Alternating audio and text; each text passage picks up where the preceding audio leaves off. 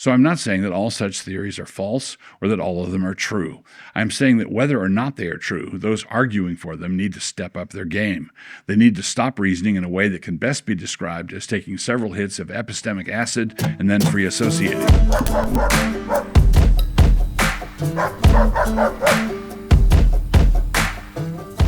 In today's installment, I do not wish to address any particular conspiracy theory. Rather, I want to talk about the conspiratorial mindset. This is a mindset that results in a particular method of reasoning, and it is a method that is prevalent enough these days for us to start making some noise about it. It is a method of reasoning that is starting to act like the frogs of Egypt. It is a method that is shared by those who promulgate their views in this way, and by those who buy into those views that were advanced on this basis, and it is not rational. So my topic today has to do with a particular method of conspiratorial reasoning in public, and please take my use of the word reasoning lightly. I'm not addressing the content of any conspiracies themselves, whatever goes on behind closed doors, or on the remote island of a Bond supervillain, or in the inner chambers of the Brethren of the Third Eye. Full disclosure. Moreover, I want to conduct this discussion only after I've laid certain cards out on the table.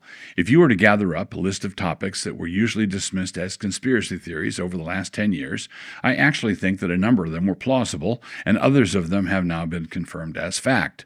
Once a conspiracy theory has come true, it needs to hand in its nutter papers and head off to its new home in the history books. Thus the lament you've seen in certain insightful memes. I need some more conspiracy theories. All of mine have come true. Or, Mommy, what's the difference between a conspiracy theory and fact? About 6 months, dear. So I'm not saying that all such theories are false or that all of them are true. I'm saying that whether or not they are true, those arguing for them need to step up their game. They need to stop reasoning in a way that can best be described as taking several hits of epistemic acid and then free associating. The second point is this. All of us lean a particular way. We all have our biases. This is something we should all be aware of, and as we examine the facts and evidence, we should not allow those biases to make us distort the evidence before us in any dishonest way. That said, one of my biases is a tendency to be sympathetic to anyone designated by the commies as an international pariah. I acknowledge this to be true, but biases don't have the authority to override the evidence of the facts. So, enough about Israel. The dots themselves are the facts. The connecting of the dots may or may not be evidence, depending on whether or not this conspiratorial method is repudiated. Connecting the dots back in 3rd grade. Perhaps you remember this exercise from 3rd grade. You were given a list of new vocabulary words, and the assignment was to make up a story using those new words. The key phrase here is make up a story. For a simple example, 3 of the words might be house, dog, and cat. 2 of the sentences produced could have been, it had started to rain, and so both the dog and the cat wanted to be let into the house. On the other hand, it could also have been, after the fire started, the dog and cat bolted from the house. Both sentences use the same 3 words, but the 2 sentences are not part of the same story. They do not inhabit the same world. In one world, the dog and cat want into the house, and in the other, they want out. Moreover, the houses are in 2 completely different states, and one of them is gray and the other white. The dogs are even different, as well as the cats. What the stories have in common are those 3 words. Now, Thoreau bequeaths some wisdom for us. Quote, some circumstantial evidence is very strong, as when you find a trout in the milk. Or if we needed to find another example, suppose you found a turtle on top of a fence post. Okay. The reality of such facts indicates that something is up, but the trout in the milk merely requires us to believe that someone put it there, not that Netanyahu did. 2 can play this game. In what follows, I am making no suggestions, implications, veiled insinuations, or anything like that. This is a reductio ad absurdum that illustrates that this methodology of dot connecting for the purpose of simply raising questions is pernicious and destructive. It can be aimed in any direction whatever. In short, I am not saying that Candace Owens was involved in the plot to take Charlie Kirk's life. Remember the importance of that word not in the previous sentence. But I am saying that if this methodology is a sound one, then someone should check into it. But it is not a sound method. Everything between brackets is a reductio, and not what I am asserting. Got that? Bracket. In any tightly woven plot, the importance of deflection is crucial.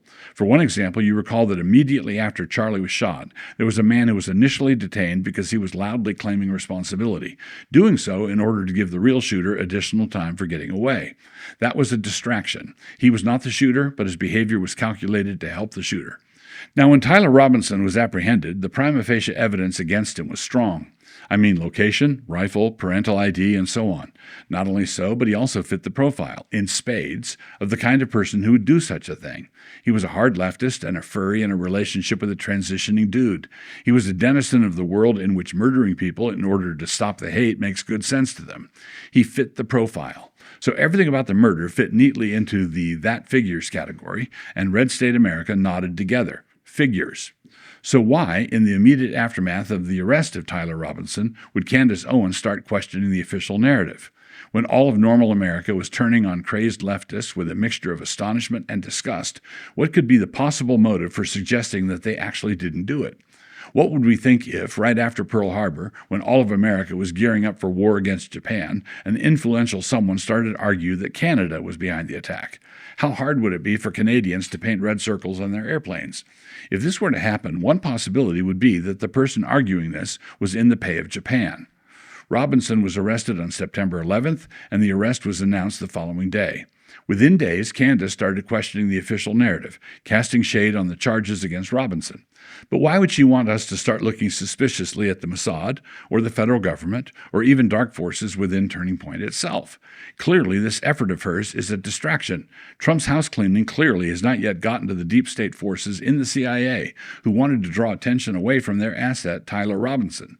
You see, the cat and the dog were part of a conspiracy to burn down the house. Few know this. End bracket. When someone is reasoning like this, the only thing that makes any of it even remotely plausible is the size of their platform. If your platform is big enough, you can be as reckless as you want. Charlie and Israel. One of the facts that some have made much of is the text thread where Charlie, the day before he was shot, was lamenting the fact that a Jewish donor had pulled a $2 million donation because he didn't like the fact that Tucker was invited to speak at AmericaFest. Remember Occam's razor. The simplest explanation is likely the best. I mention this simply to say that to move away from a dispensational theology of Israel, which Charlie might well have been doing, is not logically connected at all to a support for Israel as a significant part of the West, which he was passionate about defending. As am I.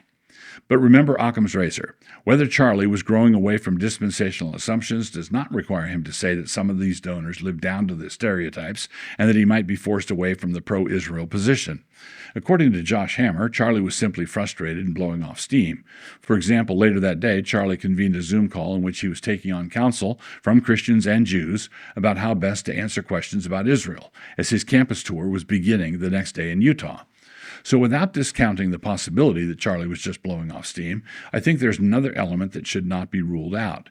Charlie was nothing if not a builder of coalitions. His Turning Point project was a remarkable example of a big tent approach that was not the moderate and squishy middle kind of big tent. Nevertheless, it was a big tent, meaning that some in the tent didn't really like others who were in the tent. When building an operation like that, there are times when you need to cajole some of them and different times when you need to play hardball with others of them. One plausible way to interpret that text thread is this. Charlie needed that $2 million, and Jewish backers needed TPUSA to remain solidly pro-Israel and to not invite Candace, for pity's sake. Now, who needed what they needed more?